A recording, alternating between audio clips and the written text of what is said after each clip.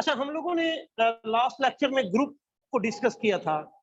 Group की तमाम properties आप लोगों ने अच्छे से तैयार कर ली होंगी। अगर मैं पूछूं कि अगर एक नॉन एम्प्टी सेट सिर्फ और सिर्फ क्लोजर प्रॉपर्टी होल्ड करे तो उस सेट को क्या कहा जाएगा? ग्रुप पाई। जबरदस्त।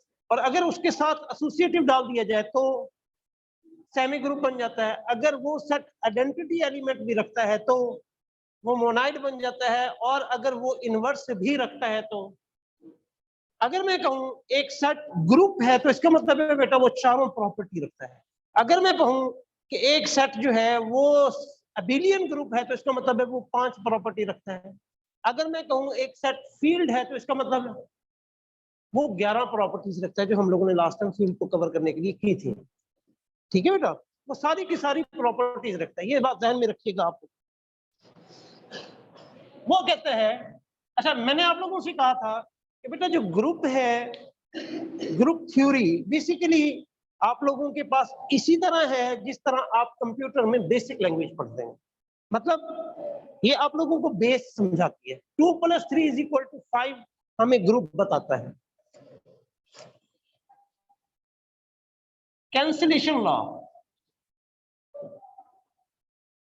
ये एक लॉ है। इस लॉ के मुताबिक हम चीजें कैंसिल करते हैं। जो अभी तक आप नर्सरी से लेकर के मैट्रिक तक चीजें करते आए हो, तो बाकायदा एक लॉ था जिसके थ्रू आप करते आए हो। वो लॉ आज डिस्कस करते हैं। कैंसिलेशन लॉ बेटा लेफ्ट भी होता है और राइट भी होता है। मैं थोड़ा सा हिंट दे देता हूं, इसका प्रूफ भी है बाकायदा तौर पे। AC =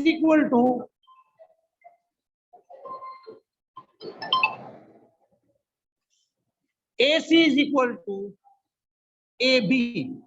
अगर ये हो ना बेटा तो इसका आंसर वो कहते हैं C = B। इसका मतलब है इसने लेफ्ट से आपस में कैंसिल कर दिया। ठीक है, और अगर मैं यहाँ कहूं कि CA = CB, तो इसका मतलब है this implies that A = B। तो इसका मतलब है C आपस में लेफ्ट से कैंसिल हो गया।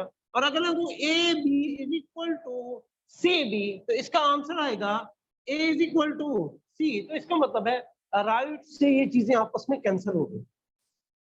जिस तरह आप किसी भी जगह है 2 × x = 2 × y करते हो और इसका आंसर दे देते हो बेटा x = y, तो बेसिकली इसने ये लॉ होल्ड किया। ठीक है बेटा, बेसिकली ये लॉ होल्ड किया। लेफ्ट कैंसिलेशन लॉ कहा जाता है और राइट कैंसिलेशन लॉ कहा है। बात समझ आई बेटा? ऐसा इसका प्रूफ भी है। आप लोगों को नहीं आता इतना ये नॉलेज है। 2 और प्रूफ है, वो आप लोगों को मैं यहाँ करवा देता हूँ, बल्कि 2 से 3 4 है जो हम लोगों ने यहाँ करने हैं।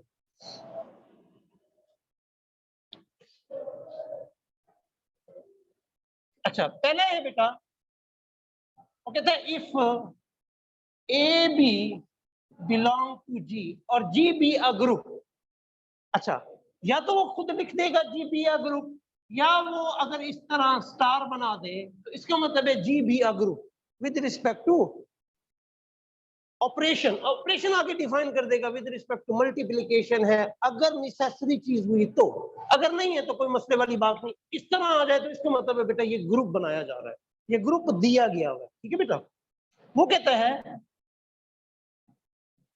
फाइंड सॉल्यूशन किसका? x = क्या है बेटा? AX = B। इसका सॉल्यूशन फाइंड करना है आप लोगों ने।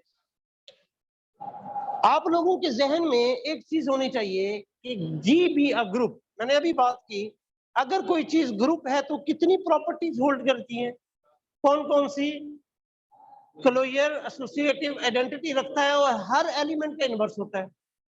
हाँ समझ आई? हर एलिमेंट का इनवर्स होता है। तो अगर इसका प्रूफ अगर मैं करूं तो आप लोगों को गिवन जो चीज है वो है AX = B since G be a group इसका मतलब क्या हुआ, for all a belong to G there exist a inverse belong to G. बात समझ आई? इस नोटेशन की बात समझ आई? क्या कहा, हर एलिमेंट जो जी का है उसका इनवर्स एग्जिस्ट करता है। बेटा क्यों करता है? मैंने ये बात देखी, ए बिलोंग टू जी, तो इसका मतलब है ए इनवर्स भी बिलोंग करेगा जी को। अभी मैंने बातें की, क्यों करेगा? एनीवन? क्यों करेगा बिलोंग? क्योंकि जी ग्रुप है, और ग्रुप की प्रॉपर्टी है कि ग्रुप का हर एलिमेंट इनवर्स रखता है। बात समझ आई? आपने इक्वेशन नंबर अल्फा को प्री मल्टीप्लीकेशन, पोस्ट का क्या मतलब होता है? प्री का मतलब पहले और पोस्ट का मतलब होता है बाद। तो इसको प्री मल्टीप्लीकेशन करनी है ऑफ ए इनवर्स। तो इससे आप लोगों ने A inverse A X is equal to A inverse B. बात ध्यान में रखिएगा, अगर आप लोगों ने गलती हो जाती है बच्चे से, क्या करता है, A inverse A X is equal to B और ए इनवर्स कहता है, कर तो मैं मल्टीप्लाई रहा हूं, तो पहले कर दूं या बाद में कर दूं तो कोई फर्क नहीं पड़ेगा। फर्क पड़ेगा। फर्क, अगर आप लोगों को प्री मल्टीप्लिकेशन कहा गया है तो you have to multiply before the integer element. ठीक है बेटा? अच्छा, इसके बाद आपने क्या करना है, ग्रुप थ्योरी में मार्क्स किस चीज के मिलते हैं अभी बताता हूं आपको, बड़े आसान चीज है। A inverse A X is equal to A inverse B. आपने जो काम किया किसी लॉ के थ्रू किया, उस लॉ को यहां डिफाइन कर दो। किस लॉ के थ्रू किया होगा? मैंने ये जो काम किया, ए इनवर्स इधर था, ब्रैकेट्स में नहीं था, मैंने इन दोनों को ब्रैकेट्स में लिया, इसको बाहर ले गया। कौन सी प्रॉपर्टी यूज की? नहीं, वो तो बेटा ऊपर प्री मल्टीप्लाई कर दिया ना। मैंने इनमें थोड़ा सा रद्दो बदल किया। देखें क्या किया, इन ए को इकट्ठा कर लिया, एसोसिएटिव प्रॉपर्टी होल्ड करती है, तो यहां लिखिएगा एसोसिएटिव लॉ होल्ड। और ये क्यों क्यों करता है? क्योंकि बेटा ये ए और ए इनवर्स किसके एलिमेंट हैं? ग्रुप के, जी के, और जी में ये एसोसिएटिव प्रॉपर्टी होल्ड करती है, इस वजह से हम लोगों ने करवाई। अच्छा, उसके बाद इसको मैं कर देता हूं identity. E stand for identity, X is equal to A inverse B. और ये क्या किया मैंने, आपने यहां बताना है ए इनवर्स ए जो है वो आइडेंटिटी है। इसके बाद ये बनता है A X is equal to A inverse B. किस वजह से हुआ कि किसी भी चीज को आइडेंटिटी से मल्टीप्लाई करते हैं तो वही चीज आती है। तो यहां लिख दीजिएगा E is an identity element. और ये आप लोगों का रिक्वायर्ड सॉल्यूशन, ये आप लोगों का रिक्वायर्ड सॉल्यूशन। इसी तरह दूसरा सॉल्यूशन भी आ सकता है, वो आता है A X is equal to, आपके बुक में होगा, मुझे बुक मुझे दिखाएं, 2.8 एक्सरसाइज से पहले चंद चीजें हैं जो बहुत ज्यादा इंपॉर्टेंट हैं, वो हम लोग कर रहे हैं रिवर्सल लॉ से पहले। बेटा X A is equal to B, ये आप लोगों ने खुद करना है बेटा। आप लोगों की असाइनमेंट में यहाँ लिख देता हूँ, यहाँ आप लोगों को कैमरा ले आऊंगा।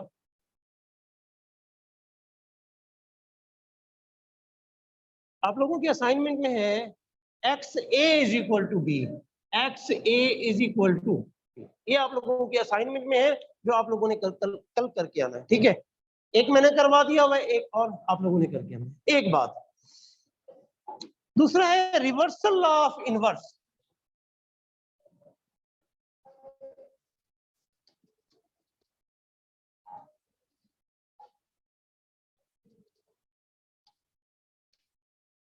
वो कहेगा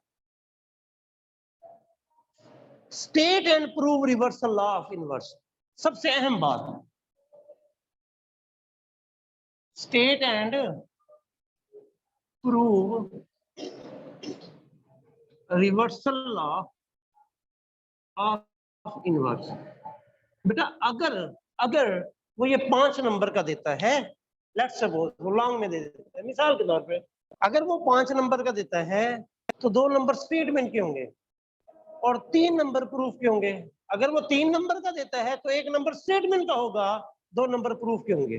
तो आप लोगों को स्टेटमेंट भी याद करनी है। बुक आप लोगों के पास है, पेज नंबर आप लोगों के पास है 77। वो कहता है if A B are elements of a group G then show that this.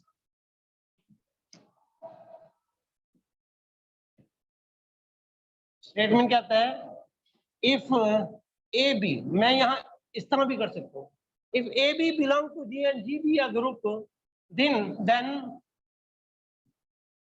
Show that A B का inverse is equal to B inverse और ए इनवर्स। ठीक है बेटा, और इसका हम लोगों ने अब करना है प्रूव। अभी हम लोगों ने आइडेंटिटी एलिमेंट पढ़ा। मिसाल के तौर पे A inverse A is equal to A inverse is equal to X inverse is equal to, इसी तरह मैं लिखता हूं ए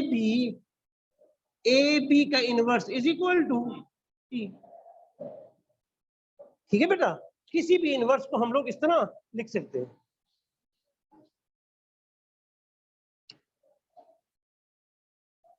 since A B into A B का inverse is equal to equation number alpha का। अभी हम लोगों ने पढ़ा pre multiplication of A inverse, तो क्या बनेगा बेटा, A inverse into A B whole का inverse is equal to A inverse E. Pre multiplication की जो काम करना है यहां मेंशन करना है, A inverse A B whole inverse is equal to A inverse. यहां दो काम हुए, देखें गौर से देखें, दो काम हुए। कौन से? एक तो बेटा आप लोगों के पास एसोसिएटिव लॉ होल्ड किया है, दूसरा ई इज आइडेंटिटी एलिमेंट, क्योंकि ई यहां से गायब हो गया। बात समझ रहे हो? ये बन गया E B inverse is equal to A inverse. अगले स्टेप में बी ई गायब हो जाएगा, A B whole inverse is equal to A inverse. क्या हुआ बेटा? E is identity element. ठीक है, अब नेक्स्ट आप लोगों ने करना है, आप लोगों को नजर आ रहा है यहां नीचे प्री मल्टीप्लिकेशन जी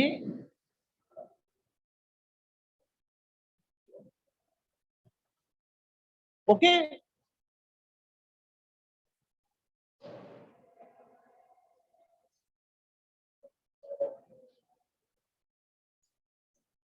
वॉइस ओवर कीजिएगा।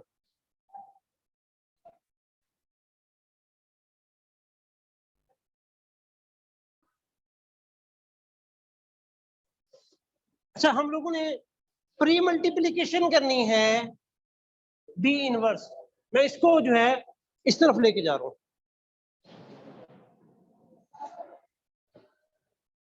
तो आप देखिएगा अब आप लोगों के पास आएगा B inverse B into B inverse B into A B whole inverse is equal to B inverse और ए इनवर्स। अब एलिमेंट अलग है, एसोसिएटिव प्रॉपर्टी होल्ड करने की जरूरत नहीं है, तो आप लोगों ने कहा ये ई बन गया और A B whole inverse is equal to B inverse. और यहां बताइएगा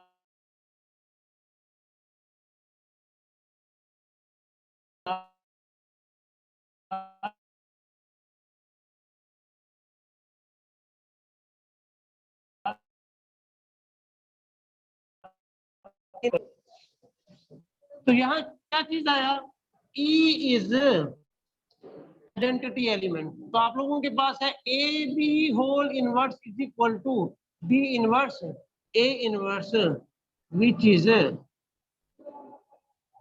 रिक्वायर्ड, ये हमारे पास रिक्वायर्ड था।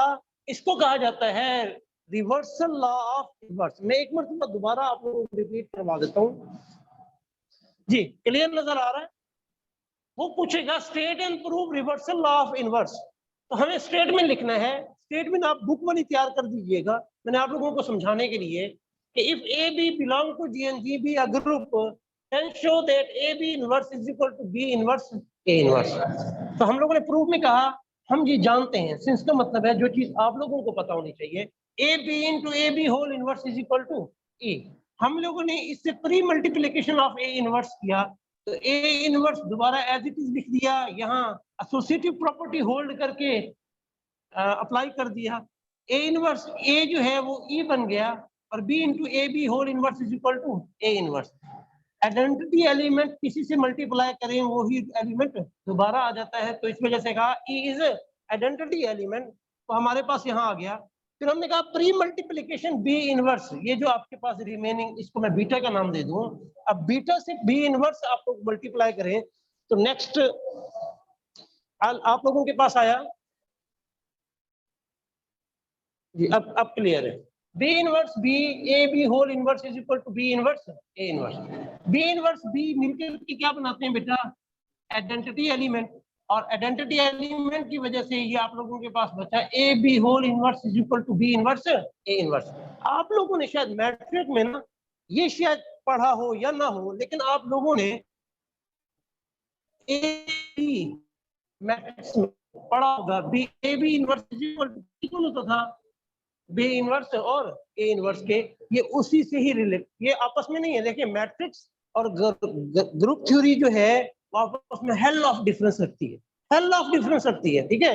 लेकिन क्योंकि ये आप लोगों का पास मैच होता है तो इस वजह से मैंने आप लोगों को यहाँ ये चीज हिंट के तौर पे दी है। अच्छा, किसी किस्म के कोई क्वेश्चन हो तो पूछिएगा, इसमें रेज कर दूं।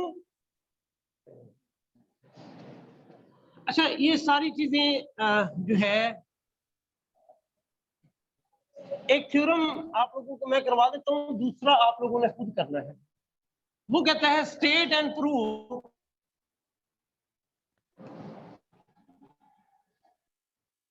Identity element. ये कहता है किसी ग्रुप में आइडेंटिटी एलिमेंट की तादाद एक होती है, एक ही आइडेंटिटी एलिमेंट होता है, दूसरा नहीं होता। क्वेश्चन आएगा if G steric be a group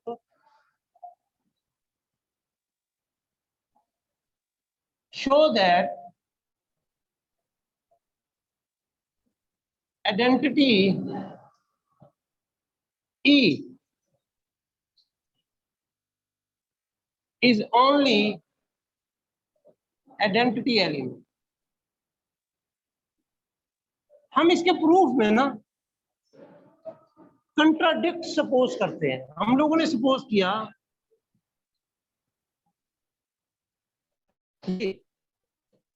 question, अब ठीक है बेटा, हम लोग सपोज किया, ये समझिएगा कि E and E prime are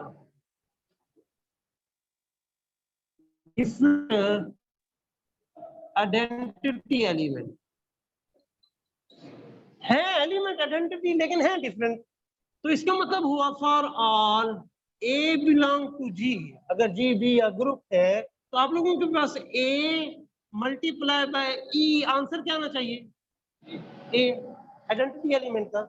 इसी तरह A multiply by E inverse answer क्या आना चाहिए? ए, आइडेंटिटी एलिमेंट है ना, ये भी आइडेंटिटी है, ये भी आइडेंटिटी है। आइडेंटिटी एलिमेंट का जो प्रॉपर्टी है वो क्या है? उसका आंसर सेम देता है, ऐसे ना बेटा। अगर मैं इक्वेशन नंबर 1 कर दूं, इक्वेशन नंबर 2 कर दूं, तो हम पढ़ते हैं बाय इक्वेशन नंबर 1 एंड 2, ये भी एक इक्वल है, ये भी एक इक्वल है, तो आप लोगों के पास ए ई इज इक्वल टू ए, ऐसे है। ये भी एक इक्वल है और ये भी एक इक्वल है, तो इसका मतलब है दोनों आपस में सेम है। यहां बताइएगा मैंने क्या किया है, कौन सी प्रॉपर्टी यूज की है?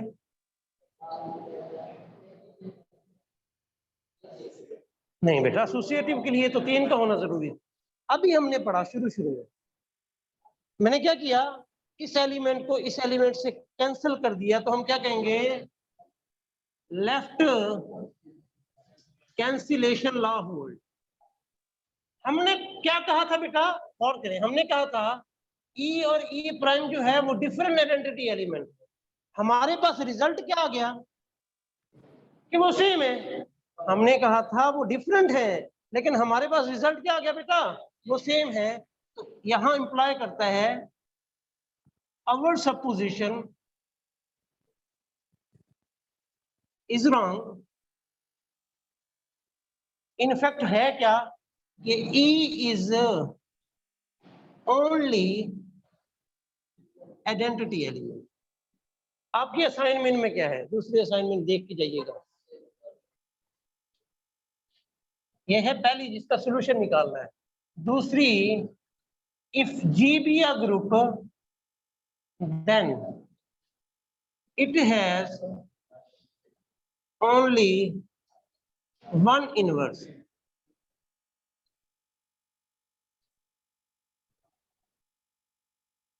एक ही इनवर्स एग्जिस्ट करता है। मैंने आइडेंटिटी एक करवाई और मैंने कहा एक ही इनवर्स एग्जिस्ट करता है हर एलिमेंट के लिए। एक एलिमेंट का एक ही इनवर्स है, एक एलिमेंट के 4 इनवर्स नहीं है। ठीक है बेटा, तो आप लोगों ने ये प्रूव करके आना है। आई होप कि आप लोगों को आ गया होगा। और लेकिन अगर कोई क्वेश्चन है, क्यूरी है, तो आप लोग पूछ सकेंगे इसके बाद।